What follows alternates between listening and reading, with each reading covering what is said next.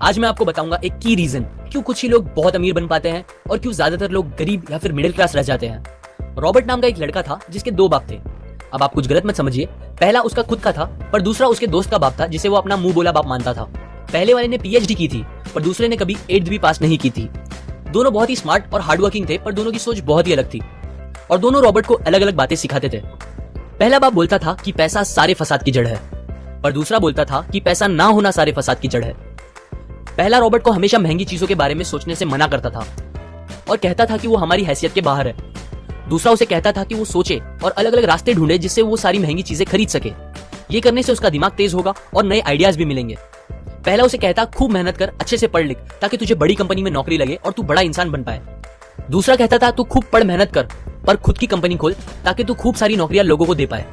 Robert के पास एक advantage था, उसने अपने दोनों बापों को अपनी अलग अलग सोच के साथ बढ़ते और उनकी तरक्की देखी। उसने अपना दिमाग लगाया और अपने दूसरे बाप की बातें मानी और फॉलो की, जो कि बाद में मायामी फ्लोरिडा का सबसे अमीर इंसान बना और उसकी सिखाई बातों से उसने खुद करोड़ों कमाए, जबकि उसका पहला बाप जिंदगी भर गरीब रह गया। सबसे इंपॉर्टेंट बातों में से एक बात जो रॉबर्ट ने अपने अमीर बाप से सीखी वो थी फाइनेंशियल लिटरेसी, जिसका मतलब है एसेट्स और लायबिलिटीज के बीच का डिफरेंस जानना। अब आप गौर से सुनिए, ये नॉर्मल कॉमर्स में सिखाए गए मीनिंग से थोड़ा अलग है। रॉबर्ट ने काफी इजी शब्दों में उसका मीनिंग बताया है, जो कि कुछ ऐसा है। एसेट्स कोई भी वो चीज होती है जो आपको पैसे बना के दे या फिर आपके जेब में पैसे डाले, और लायबिलिटीज वो चीजें होती है जो आपके जेब से पैसे ले ले या आपके पैसे खत्म करे। अमीर लोग इसीलिए अमीर होते हैं बिकॉज वो अपने एसेट्स बनाते हैं, जबकि मिडिल क्लास लोग बस लायबिलिटीज पे खर्च करते हैं। मिसाल के तौर पर रमेश और सुरेश नाम के दो दोस्त थे। दोनों सेम पोजीशन और सेम सैलरी पे काम करते थे। जब भी उन्हें सैलरी मिलती, रमेश अपनी सैलरी से नए कपड़े, नए गैजेट्स, नया फोन, बाइक या कार ऐसी चीजें खरीदता था जो उसे अमीर जैसा फील कराती थी।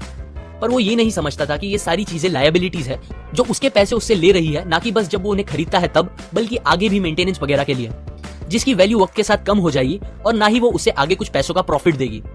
बट सुरेश ऐसा नहीं था। वो ये सारी चीजें नहीं खरीदता था जब तक कि उसके लिए बहुत जरूरी ना हो वो चीज खरीदना। वो पैसे जमा करता था और एसेट्स पे खर्च करता था, जैसे कि स्टॉक्स, बॉन्ड्स, रियल एस्टेट, अपनी खुद की स्किल्स बढ़ाने के लिए या कुछ सीखने के लिए जो उसे आगे और पैसे बना के दे।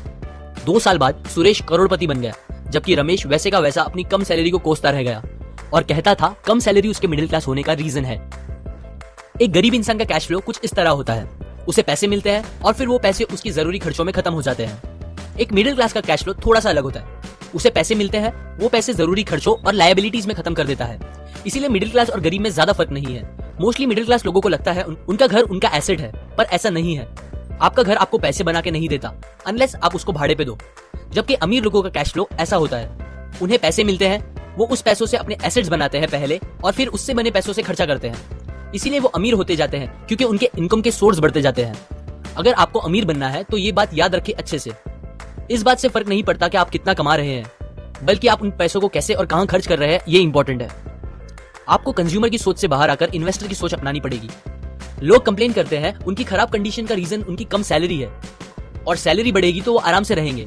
पर प्रॉब्लम यह है कि इनकम बढ़ने के बाद लोगों के खर्चे ज्यादा बढ़ जाते हैं, क्योंकि ज्यादा पैसे ज्यादा अच्छी चीजें खरीदने पे मजबूर करता है, जैसे कि एक बेहतर फोन, कार, घर, जो कि सब फिर से बस लायबिलिटीज है जो आपको कभी अमीर बनने नहीं देगी।